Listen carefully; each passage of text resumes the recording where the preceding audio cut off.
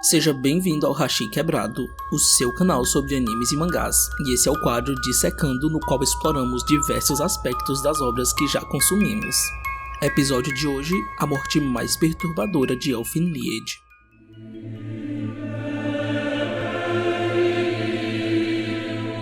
Elfen Lied é um daqueles animes que vem à mente quando o assunto é sangue, nudez, cabeças explodindo e pessoas sendo destroçadas.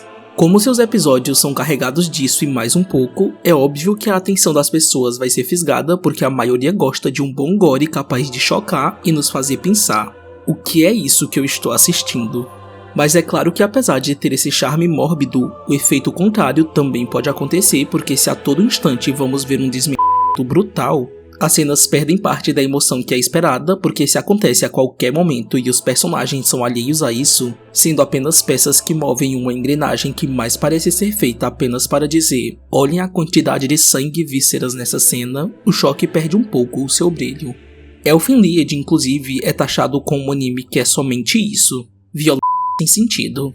Mas mesmo vendo uma violência sem peso em algumas cenas, ao mesmo tempo entendo o motivo, pois ao menos vejo a obra descrevendo em sua brutalidade o quanto a humanidade pode ser terrível, e isso vai ser apresentado da maneira mais exagerada e sanguinária possível. Mas sobre o que é Elfen Lied? O anime conta a história dos diclônios, humanos evoluídos que são constantemente usados em experimentos por conta de uma característica bem peculiar: seus vetores, que nada mais são do que braços invisíveis bem poderosos que conseguem cortar e esmagar qualquer coisa. Lucy, uma diclônio, é considerada uma das mais perigosas por conta de seu ódio profundo pela humanidade. Um dia, ela acaba escapando de um centro de pesquisas e, na tentativa frustrada de a matar, ela perde suas memórias e seu caminho se cruza com dois jovens numa praia. Alguns temas permeiam toda a história, como psicopatia, relações incestuosas, experimentos humanos, tortura crianças, preconceito e abuso infantil. Mas existe um tema em específico que, mesmo nesse mar de atrocidades constantes, realmente me impactou a primeira vez que vi, que foi a violência contra animais. Nesse episódio em questão, mais especificamente o episódio 8, Lucy está lembrando de seu passado na época em que ela morava no instituto. A vida dela não era fácil e é claro que até aqui ela também vai passar por situações humilhantes e degradantes, porque nenhuma das outras crianças a deixam em paz e nem as cuidadoras a toleram. Ela se sente sozinha, perdida e renegada pelo próprio mundo. Lucy não sabe bem o que está acontecendo com ela, porque todas as noites ela sonha com uma outra versão de si própria despertando. Sempre que Lucy acorda dos pesadelos, ardendo em febre e com medo, ela percebe que seus sonhos não foram apenas visões irreais. Seu quarto fica inteiramente marcado com silhuetas de mãos que cobrem sua cama, as paredes e até mesmo o teto. Essa confusão mental e o temor de não saber o que vem pela frente é crescente. Não é exagero dizer que dá para sentir essa pressão esmagadora que cerca a personagem, porque tudo contribui para essa sensação. O instituto nos passa esse sentimento de solidão e estranhamento. Tudo é muito melancólico e perdido no tempo. Em um desses momentos em que ela acaba ouvindo as pessoas falando sobre o quanto ela é um fardo que mais parece um monstro, ela sai para espairecer e encontra um cachorrinho. Primeiramente, ela tenta se convencer dizendo que ele não precisa se aproximar dela porque ela não se sente sozinha. Mas ela mesma sabe que isso é uma mentira que jamais se tornará algo além do que isso. Os dias se passam com Lucy sendo perseguida, agredida e reduzida a uma coisa que foi encontrada no lixo, pois as outras crianças adoram lembrá-la de que ela foi abandonada no matagal antes de ir parar ali. Pela primeira vez, uma outra criança a defende das agressões e tenta ajudá-la. Lucy diz que todas as crianças naquele orfanato tinham vidas infelizes e, como meio de contornar isso, ou pelo menos aliviar um pouco, ela sempre era o alvo porque eles achavam necessário tornar a vida de alguém pior do que a deles. A garota tenta convencê-la para ela não ficar tão sozinha e ela diz para Lucy que ela pode contar com ela para o que ela precisar. Lucy, que não estava acostumada com nada daquilo, é surpreendida com uma gentileza que ela nunca recebeu. Lucy continua se encontrando escondida com o filhote, que se torna para ela um refúgio que a faz aguentar mais um dia nesse inferno. Ela escolhe passar fome para alimentá-lo com sua própria comida e pede que ele nunca a siga, porque eles vão fazer com ele o que eles já têm costume de fazerem com ela. É realmente triste que Lucy nesse momento se frustre com a sua falta de força, porque ela não está pensando nela mesma, e sim naquele filhote tão abandonado quanto ela. O problema é que quando o cachorro aparece mais uma vez, algo nos diz que essa foi só uma felicidade momentânea. Afinal, a crueldade nunca vai para tão longe em Elfenlied e tudo o que pensamos é, por favor, o cachorro não.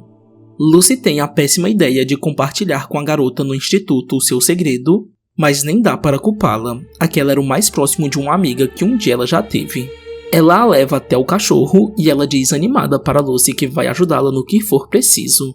Lucy a faz prometer que ela não vai contar nada para ninguém e a garota jura que vai ficar em silêncio porque ela sabe que os meninos vão maltratá-lo. Mas um dia, Lucy é levada para o pior momento de sua vida até então. Os garotos aparecem segurando o cachorro e Lucy tenta salvá-lo de suas mãos, mas eles a rendem e ficam empolgados quando a veem reagir daquela maneira porque sempre quando eles batiam nela, ela mantinha-se firme sem mostrar nenhuma emoção tão aparente. E isso foi infelizmente o combustível para o que viria a seguir. Lucy chuta um deles tentando se soltar e para puni-la por isso, eles chutam o cachorro que é jogado contra a parede. Lucy pede desesperada que eles parem, mas como maltratar o pobre animal é mais efetivo do que provocá-la diretamente, ele vira o alvo no lugar dela e todos os seus medos de que ele poderia ser agredido se tornam realidade em sua frente. Mas as coisas escalonam de forma tão desenfreada e desproporcional que mais uma vez os momentos de violência implacável dão as caras.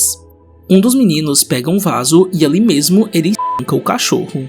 Não vemos o coitado ser atingido como acontece nas cenas quando alguém é atacado. Temos apenas seus grunhidos de dor, um vaso que sobe e desce cada vez mais tingido de vermelho e Lucy completamente despedaçada emocionalmente. Depois de um tempo, o cachorro se cala já morto e a hipotética amiga de Lucy entra na sala tarde demais pedindo para eles pararem.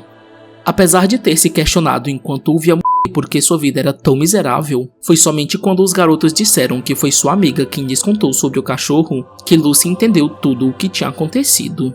A garota tentou dizer para Lucy que não sabia que eles fariam aquilo, mas no meio de um arrependimento falso, ela deu um sorriso discreto que Lucy percebeu.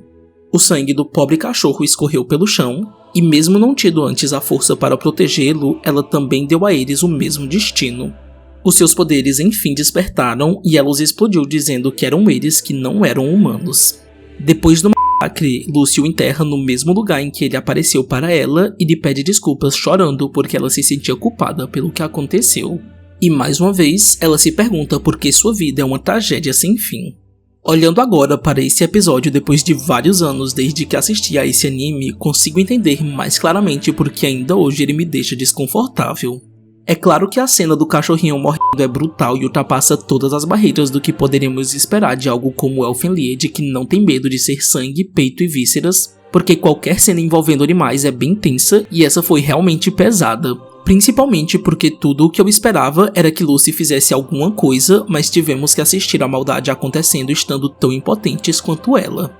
E depois de tantas mortes, é inegável o quanto elas deixam de causar impacto quando são aplicadas em seres humanos incontáveis vezes, mas acho que isso tem a ver com a questão da inocência do animal, porque as crianças que maltratavam Lucy eram só mais uma representação da crueldade humana nos diferentes estágios de sua vida sofrida, e admito que nessa cena me senti vingado quando Lucy os matou. Toda a construção do ódio mortal da personagem foi semeada aqui, e isso explica a sua falta de confiança nas pessoas e no porquê ela não maltrata os animais, mesmo quando existem cenas que dão a entender que ela fará isso, porque o que nos é apresentado no começo é que Lucy é apenas um monstro sem coração que mata sem motivo qualquer coisa que cruza o seu caminho. A personagem foi gradativamente se perdendo em si mesma e seus poderes emergiram no momento de pura raiva e esgotamento. Acho até que a morte dessas crianças foram uma das únicas com mais sentido de ser tão exagerado, porque Lucy deixa sair tudo o que tinha se acumulado dentro dela. Além da trilha sonora, da quietude do instituto e da violência serem essenciais para esse episódio ser realmente perturbador, outra coisa que me chama a atenção é o uso da cor amarela nas paredes onde tudo acontece.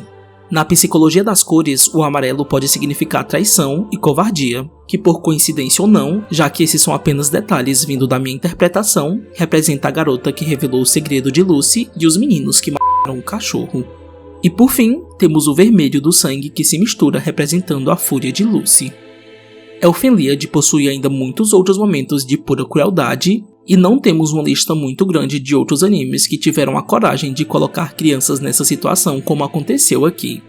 Se pararmos para pensar, é realmente um exagero tremendo colocar quase todos os personagens com tendências a porque os garotos que perturbavam Lucy parecem mais uma caricatura da maldade, mas ainda assim, pela forma como as coisas rolaram, esse é para mim o melhor episódio do anime.